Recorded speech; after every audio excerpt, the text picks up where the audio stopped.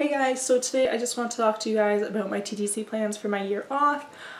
This cycle I am not TTCing because I will be traveling when I ovulate, and I could technically figure out something with shipping, but I'm not going to bother. While I'm in the city though, I'm going to pick up some soft cups and a thermometer because I'm going to temp even though I shouldn't temp. I'm going to temp.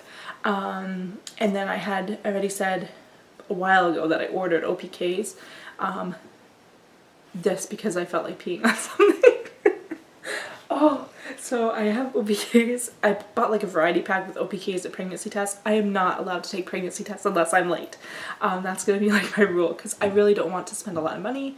What else? So I am probably gonna start on my June cycle. Don't really need to because I'm here versus the city, it's faster, but here it's cheaper just because the other shipping is like overnight shipping. But I'm probably going to start my June cycle just because. And then once I hit the city, I'll do juice, keep going. And then I'm just going to keep on going with my known donor, same donor as before, just going to keep going with him for as long as possible. I talked to some other donors, but to me it's just not worth it because known donor TTCing at home I don't think is gonna work. So that's not like my goal.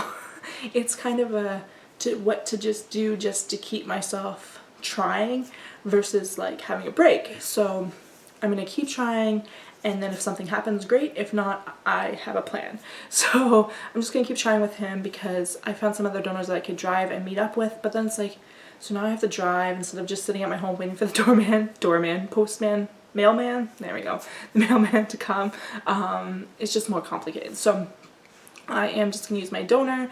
I have a great agreement with him. I have a great relationship with him. Like, he's easy to communicate with and no issues. So I might as well just stick with him. And plus with the overnight shipping, hopefully more successful than 5 days shipping and hoping the sperm lives. So I'm gonna TTC with him.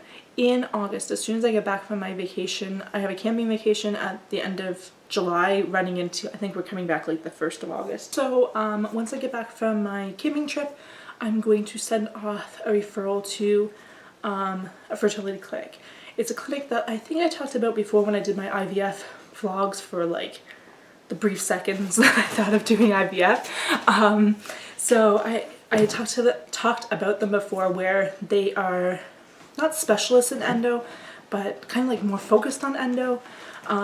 They have, I really like their, I don't know, philosophy, their strategy when working with endo patients. So when I tried to work with them before, the problem was that I was only having summer. So it's like, I need to get a referral, get in, see the doctor, get all the tests done, start IVF, finish IVF, all in this small time frame, which really doesn't work very well.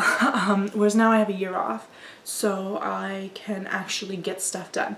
So end of July, beginning of August, as soon as I get back from my vacation, I'm going to put in for a referral, and then I want to meet up with the clinic for a couple of reasons. So first off, I want to get testing done. So blood work done.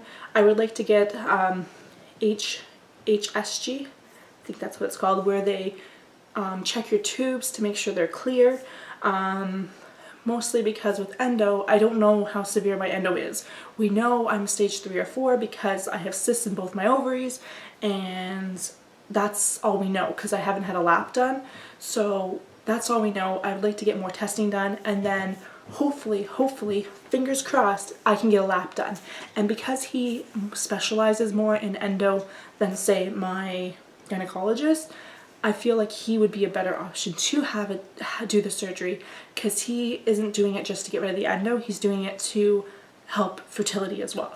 So hopefully I can get that done. I was thinking originally just to get a hysterectomy done, but don't know. I feel like a hysterectomy like totally closes the door on everything, because I can't use my eggs, I can't conceive ever. It just shuts everything down. I know with a lap the endo is going to come back and it's probably going to be worse, but I can cross that bridge when I come to it. Right now I need the pain under control, and hopefully a lap will help with that. I need like it out of my ovaries. Like I need the cysts gone, I need stuff like that. So my goal is to try to get a lap done, which I think that's usually his first step anyway for endo patients. So that's good. So hopefully that doesn't take too long to get done. I'm hoping that will be done maybe in the fall. I don't know how busy he is. I don't know the scheduling of stuff. But I want it done. And then I'll keep TCCing, and after a lap your fertility increases. Just because basically what they do is they scrape out all the endo and all your insides, they burn off things, they clean it all up, and that's supposed to help conceiving. So within the first 6 months, your fertility is increased. With stage 3 and 4, the research really isn't there showing an improvement greatly in fertility in conceiving naturally. For stage 1 and 2 it does, but 3 and 4 it doesn't. But because we don't know for sure that I am infertile, because 1, I haven't tried for a year, and 2, so I had 1 cycle with a frozen donor and 8 cycles with my known donor. Out of those 8 cycles, I did get pregnant the once and had a chemical pregnancy. 7 of those cycles were BFN. But we are also shipping like 4 or 5 days after he donated. So who knows if the sperm even survived that long. So I feel like that's maybe an issue with the pregnancies as well. I know endo sucks, and I know stage 3 and 4 is really bad and does cause infertility. I'm not in denial of that. I'm just hoping that maybe by getting the lap done we can increase my fertility. I'm also still taking my supplements, which once I'm off, I don't know, once I'm off work, don't know if I'm going to keep doing them because they are expensive and I will be unemployed for the year. My brother, I mentioned in my last video, will be hiring me, but I don't know how much money I'll be making off of that. And I still have like my car payments, insurance, like stuff like that. Just because I'm not paying rent and hopefully not groceries doesn't mean I don't have other bills. So hopefully can afford it. At least there's one, which I have to do a video on my supplements, but there's one that I really want to keep taking. So hopefully I can still afford that. I think it's like maybe $40 a month. So I'm hoping to maybe keep that up. So yeah, so hopefully the lab improves my fertility. If not, what my plan is when we start to get closer to next summer, either do a full IVF, which it's going to depend on what the doctor recommends. If he recommends doing a transfer, great. If he doesn't, like if he says, no, we should just skip that, I want to do an embryo freeze. The reason I want to do that is because 1, I can do it while I'm off, and 2, I can use my own eggs for surrogacy, and 3, it's going to save me a shitload of money when doing surrogacy, because donor eggs will run me about 18 grand. Even if I do a full IVF cycle, the most it's going to cost me is $10,000. So right away, even if I do a full IVF at the maximum cost that it will cost me, I'm saving myself 8 grand.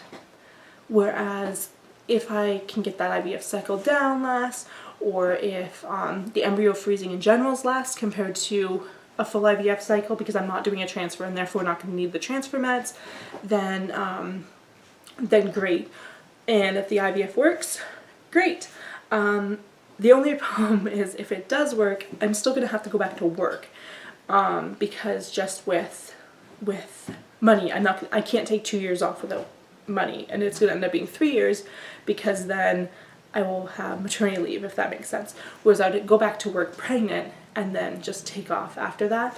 But the thing is, during that time off, that's why I'm trying to get it like summer, because I'll start work in September when I'm like just after first trimester, if I do IVF. Obviously if I get pregnant with no donor, I've just saved myself $1 bazillion and I can afford to take more time off. But yeah, so where was I?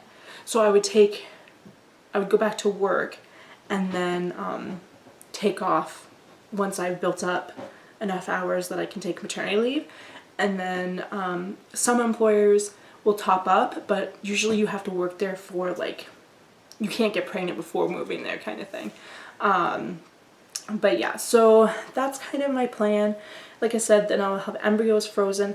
I'm kind of tempted that if I get to that point, depending on the number of eggs I get, do half eggs, half embryo, because potentially in the future, if I meet someone, maybe having those eggs frozen would be good. Even though egg egg freezing is not as good as embryo freezing, which is why I will not do embryo freezing, or I won't do egg freezing as my only option. I will do embryos just because the freeze rates, just the thaw rates aren't as good, just the success isn't there. So I definitely want to have enough embryos to do surrogacy, and possibly, depending on the situation, maybe do a transfer. And also with doing it next summer, I'm hoping that I can get my weight down, that when it comes time to do the IVF, I have a higher chance of success. Because if your BMI is over 30, your chances of success drops. So my BMI is way over that. So I would like to get it to that, but I don't think that's going to happen in a year and a bit, although it could. But I want to get it as close to that as possible. So that's kind of where I am with the weight loss as well, is to help improve my fertility and obviously to get myself healthier. So to summarize all that, August I'm going to put in a referral for the fertility guy, hopefully get a lap done, and then next summer, if I'm still not pregnant, do either a full IVF or do at least an embryo freeze. And during all of that, I'm going to TTC with my known donor as much as possible. I'll post a link down below to my blog post about all this.